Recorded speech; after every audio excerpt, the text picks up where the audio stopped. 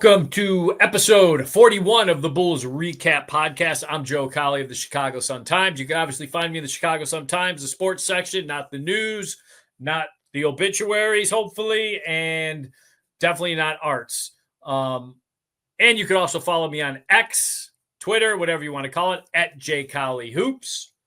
Not always a fun follow, but do that on your own accord. September, State of the Union for the Bulls. We have some movement.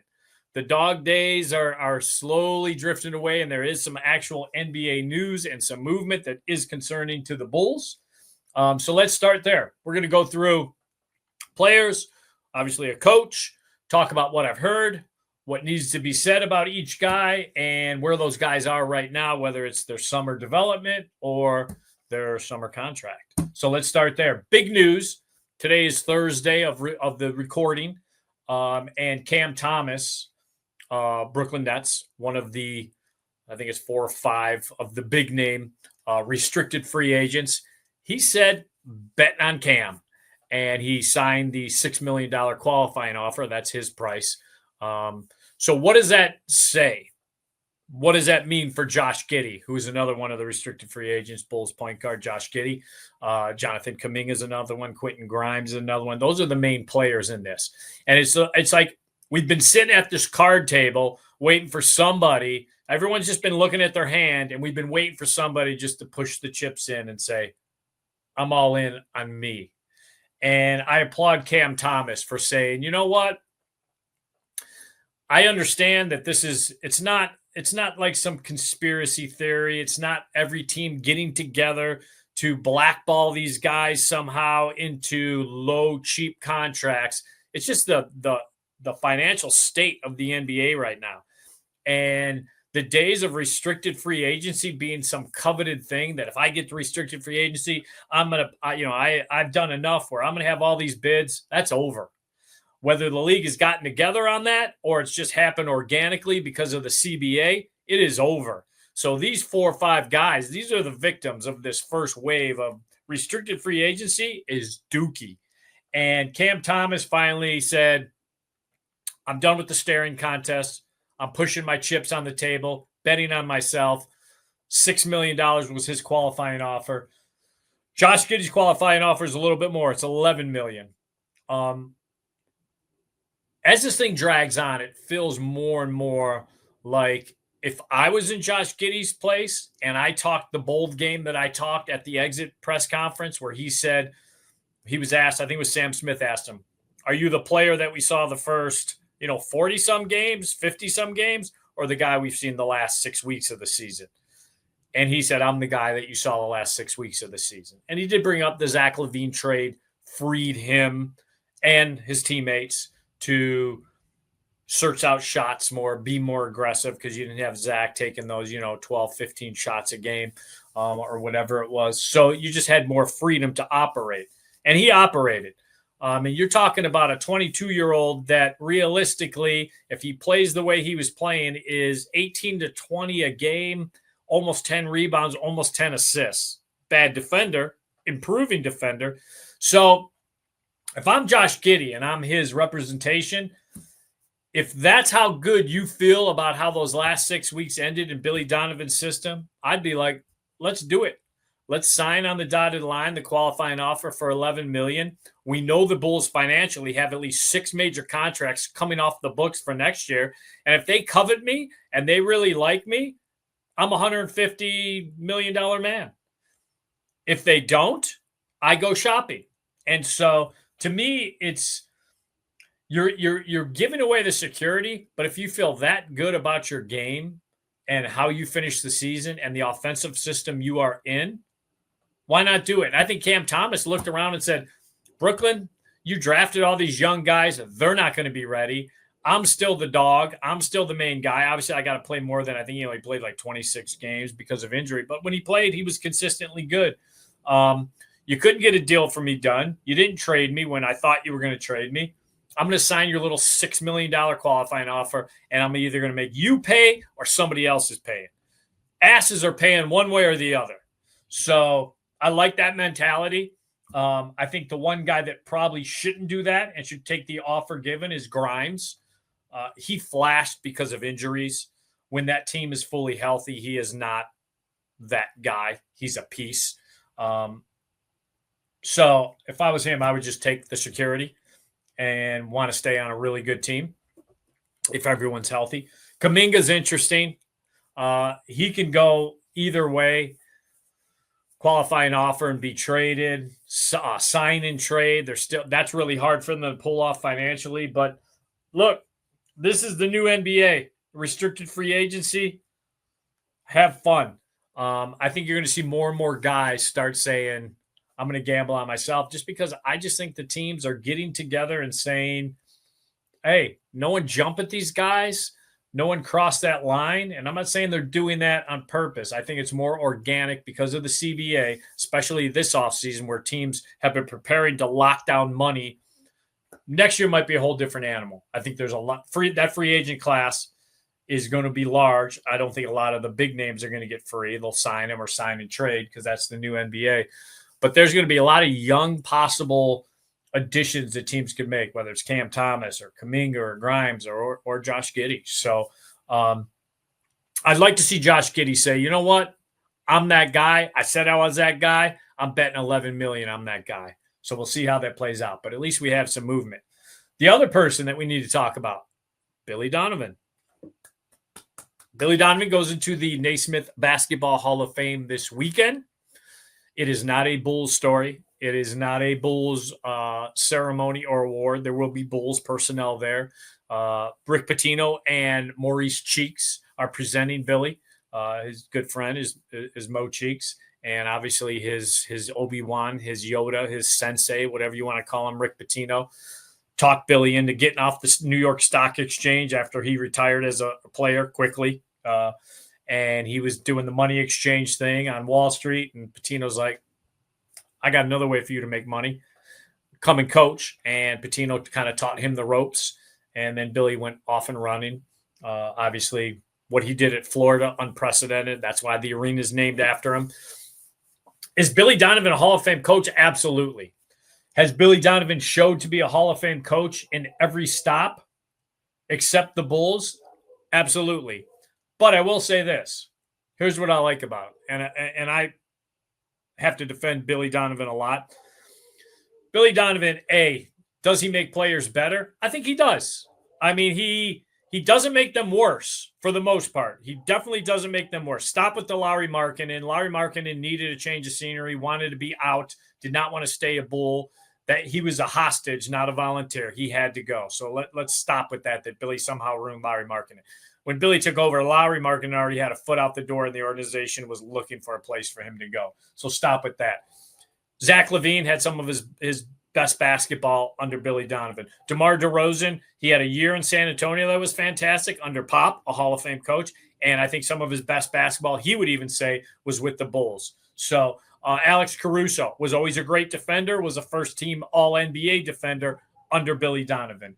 Vooch, people can argue the Vooch thing. Vooch had to come and sacrifice. He wasn't going to get the touches he got in Orlando. So I don't think Vooch's game diminished. I think his role changed by coming to the Bulls. To me, Lonzo Ball was playing some of his better basketball under Billy Donovan before the injury. Even last year, Modest, it's a small sample size.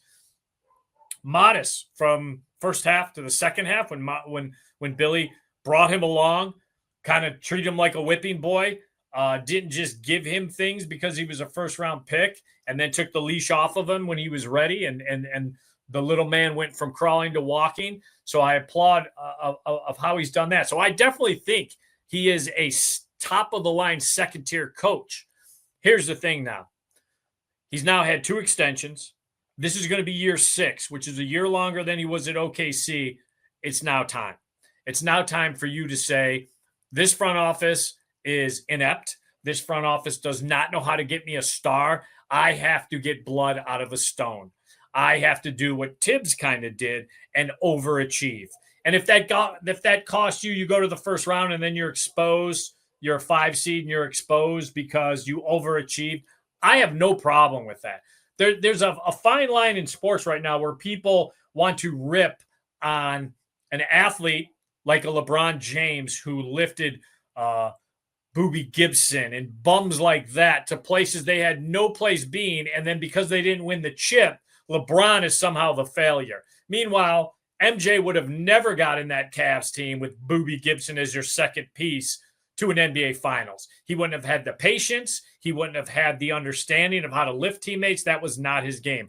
Kobe would not have gotten a team like that to the NBA Finals. So we penalize LeBron James for 8 straight finals and only having X chips out of it because he lifted a team. He floated a team that didn't really belong there in some instances. Not all of them. Some of them he had the best team and either won or should have won. So I'd like to see Billy Donovan become that guy with this team. It's year 6. He's not going to get fired because I don't know the expectations from the front office. They seem to be stuck in this mindset of this is a slow build. We can take our time with it. No one's going to be penalized because of it. But it's time for Billy Donovan. I think he showed a little bit last year, changing the offense completely. There was some slippage defensively that I'd like to see fixed. That's on him. I think he will figure that out. I do think he is a top-of-the-line second-tier coach. He's maybe not be one of the 4 or 5 elite, that first tier, but he's right there. It's time for him to show it. So I expect the Hall of Famer to Hall of Fame coach. And I'm hoping this is the first year where you actually see it, and maybe the Billy Donovan critics, because first of all, who else are you going to get? Bulls fans are delusional thinking that this is an ideal place to go. It is not. It is a shit job. It's always been a shit job for coaches.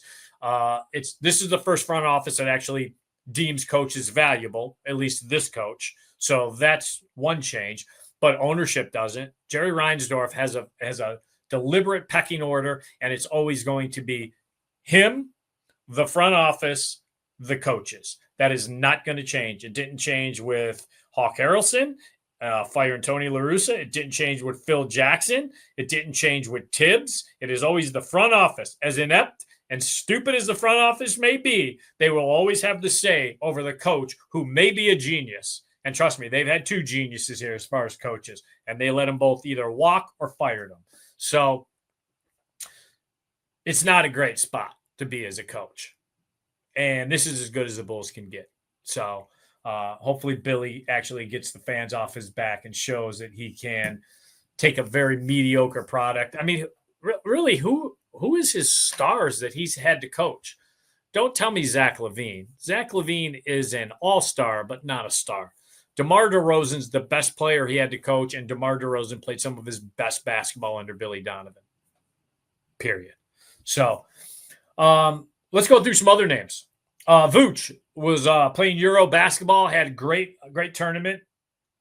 Looks in shape. Only positive things. I think he'll be coming back to Chicago very soon if he's not on his way. A lot of these guys start filtering in after Labor Day. So we are here. Trey Jones, everything seems to be healthy. He's balling again. That's all good news. Kevin Huerter, heard he's been in the gym. He's a gym rat doing his thing, whether he's going out to LA and playing out there. He's one of those dudes that just wears a pickup game. I'll find it. So hearing great things about him. Heard Coby White's been in the gym all summer, working on deficiencies, which I love about Coby White. Instead of saying, I'm a really good ball handler, but I want to be a superior ball handler, Coby White's mentality is, I'm a really good ball handler. We'll keep that up, but I need to work on my footwork defensively. I need to work on my physicality defensively. Let's get in the lab and work on that. Heard we could check those boxes. Doesn't mean he's going to be elite defender, but I expect him to continue to move forward. Here's the one Bulls fans should be excited about. Modest Buzelis. From what I've heard, every pickup game, every scrimmage that this dude's played this summer, he's been just a bitch to stop. This is all great news. He has just been a load to stop, whether it's been inter-squad stuff with his Bulls teammates or pickup games. Wherever he's been, he has been a load.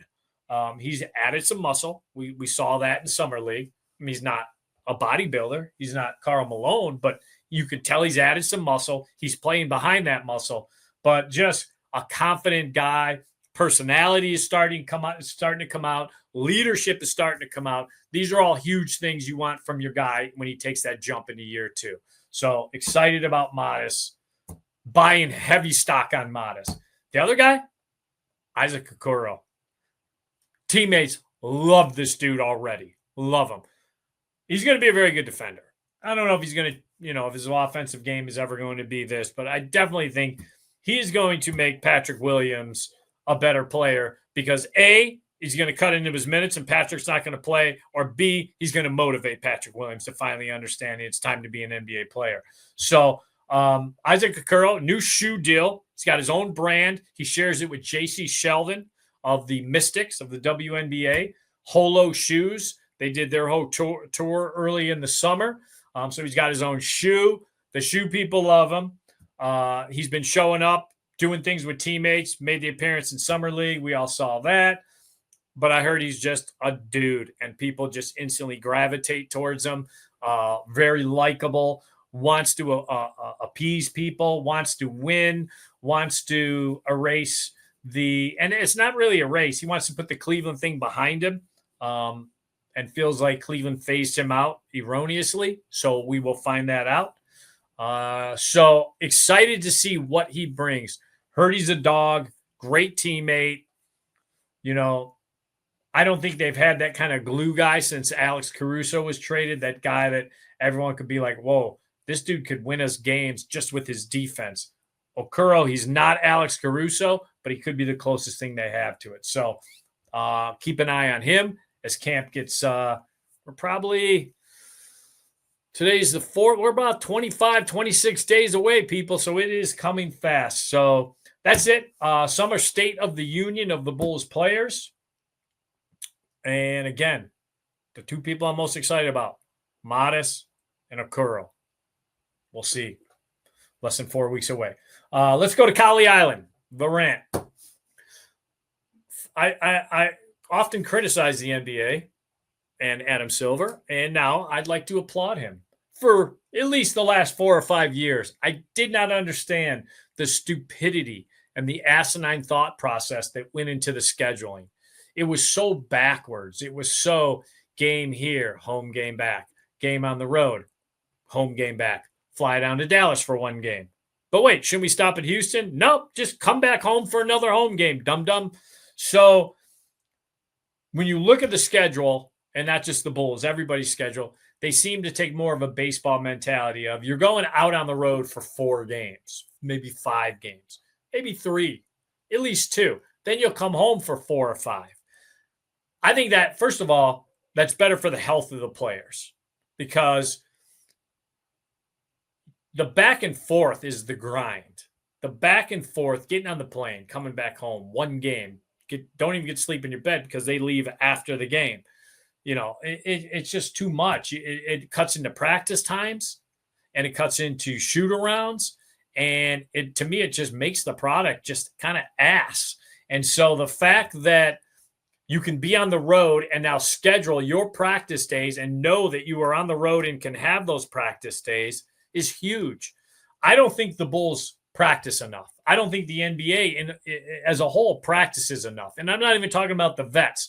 The way it works, a lot of people don't understand. The way it works on a lot of days, especially if you go a game on the road and then there's a practice and then there's another game on the road and then maybe you're off for 2 days on the road, they'll give the vets off. But the young dudes, they want running every day. They'll have a gym ready for the young guys. It's voluntary. If guys want to go over and get shots up, they can. If guys want to go over and scrimmage with the developmental guys, they can. There were too many last year, too many days, and not last year, the last 4 or 5 years, ever since COVID, where they don't even have a gym access because they're tired and they're traveling that morning because there's 2 off days instead of the night before. This is huge as far as development, practice time, and getting guys proper rest. So I applaud the NBA for finally getting it right. It's about time. Thank you. And you know what? Selfishly, makes life a little easier on the kid. Going back to O'Hare and out of O'Hare and blah, blah, blah, blah, blah. This is a reporter's best friend. Maybe a bigger suitcase on the road, but I was a baseball writer for 12 years, so I get it. Let's go to the list. Those of you in the gaming world, in that sewage that I live in, NBA 2K 26 just came out this last week. So I look, everybody knows for the Sun-Times, I do a Madden review. I'll probably do a 2K review. I did a college football review. I like the sports games. So I'm going to rank right now the top 5 sports games that yours truly is playing. We'll go from 5 to 1. In my opinion, you don't like it, too bad. Number 5, PGA Tour 2K25. Here's why I like that game. I'm a 5 a.m. wake-up guy. I usually play basketball most of those mornings, but sometimes I don't. Saturday, Sunday, everyone else is sleeping. The house is quiet. I want to go get a round of golfing. I go downstairs, PGA Tour, load it up, play a course, get some cool gear for my guy, build him up, get him on the circuit. Love it. Number 4, MLB The Show. Create a player. If you create a player, if you're doing it right, make sure he's a pitcher. You could control his growth and his development quicker than some position player, in my opinion. But that's the number 4 game. Number 3, Madden 26. Love it. I love the franchise mode.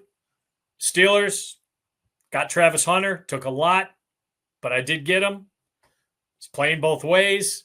The only thing, which in the Sun-Times article, the only criticism I had, which they messed up last year, if you're a Travis Hunter guy like I am, you only get one side of his stats. Don't understand why they're doing that. I'm trying to get this dude Rookie of the Year and MVP, and the only thing showing there is defensive numbers.